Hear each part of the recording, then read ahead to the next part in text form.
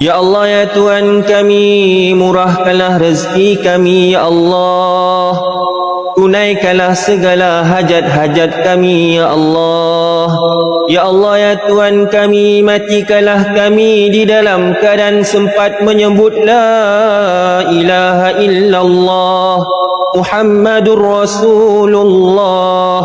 Ya Allah ya Tuhan kami, Kau terangilah kubur-kubur kami ya Allah.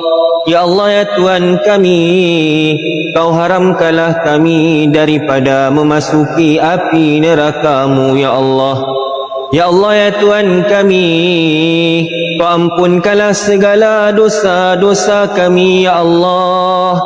Dosa kedua ibu bapa kami ya Allah, dosa guru-guru kami ya Allah, kaum kerabat kami ya Allah.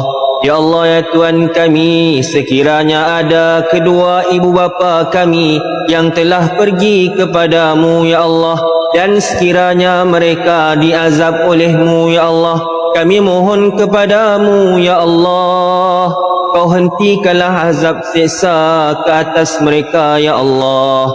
Kau luaskanlah lubang kubur mereka seluas mata memandang ya Allah.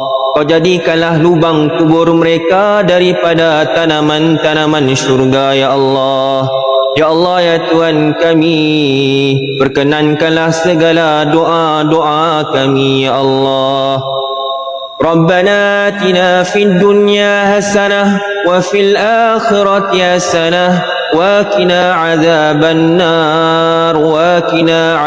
النار سبحان ربك رب العزة عما يصفون والسلام على المرسلين والحمد لله رب العالمين.